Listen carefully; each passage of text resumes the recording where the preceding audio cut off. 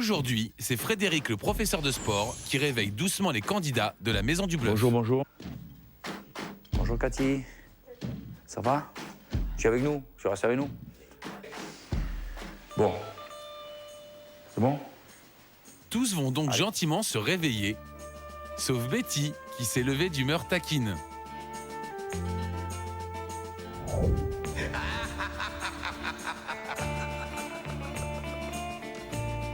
Je sens de l'eau, une tonne d'eau sur mon visage. Je savais que c'était Betty. Et je me suis dit, le meilleur moyen de me venger, c'était de lui mettre une bouteille complète d'eau dans son lit. J'étais content. Entre Betty et Rudy, c'est règlement de compte à hockey choral. Mais là, trop, c'est trop. Et Betty n'apprécie plus du tout la blague. En découvrant son lit, elle n'en croit pas ses yeux. Là, Rudy est allé trop loin.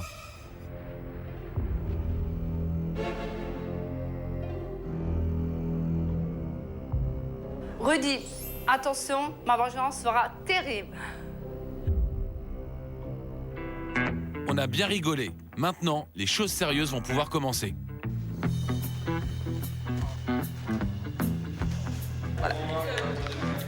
Frédéric est venu accompagné de Christine.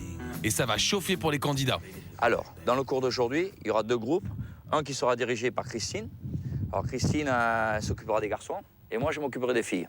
Christine, qui est Christine? C'est ce qu'on appelle en français le coach sportif, entraîneur personnel ici. Elle était donc gymnaste professionnelle. Messieurs, elle comprend le français, mais elle ne le parle pas français. Donc faites attention. Elle a l'air assez âgée, mais qu'est-ce qu'elle est bien conservée. Je me suis dit, bon, ça va, c'est vrai qu'elle a l'air balèze, mais ça va pas être trop difficile. Ça peut pas être plus difficile qu'avec le caporal Maurice ou qu'avec le prof de sport. Nous les filles, voilà, dans notre travail aujourd'hui, c'est très simple. Le but du jeu, c'est qu'on se sente de plus en plus forte et que surtout, on soit au top.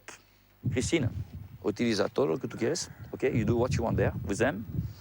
Today I want to do fitness. Excellent. Oh là là. Allez, viens. Les filles avec moi. Oh la vache. Cela démarre tranquillement pour les garçons. Et jusque-là, tout va bien. Oh la vache. Okay, let's go. Hop. Oui, monsieur. Oh, come on, don't stop. Come on again.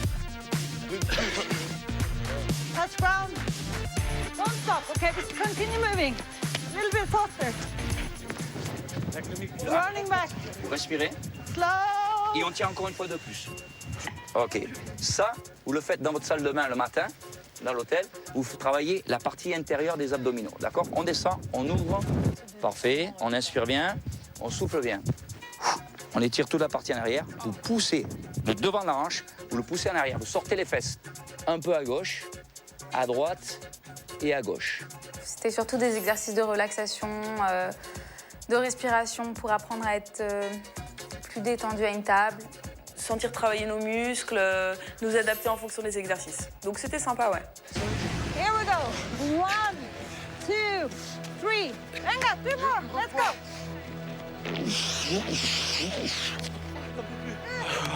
J'ai un peu fait ça avec le frein à main un peu ralenti. Voilà, j'ai fait ça, j'ai un peu mimé plus que j'ai fait du sport. Mais c'est vrai que c'était pas évident ce matin. Evan, you want to kill us? I hate this kind of stuff. Mais elle est tarée, hein? No!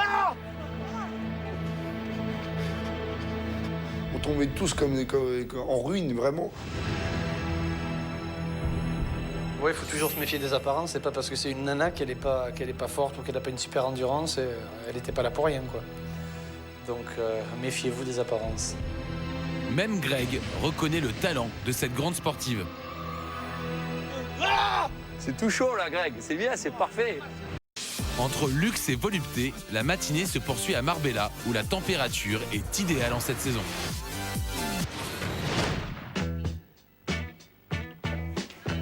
T'enlèves ton t-shirt, John? J'enlève le t-shirt, oui. Caroline, toujours short stack, n'a plus le droit de faire des massages payants.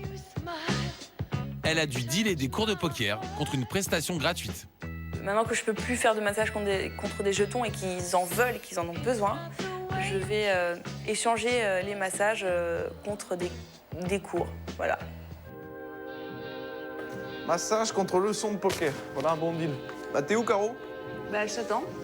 J'avais pas envie de le masser, je voyais plus ce que je gagnais à la fin du massage, donc un cours, parce que j'ai envie de progresser.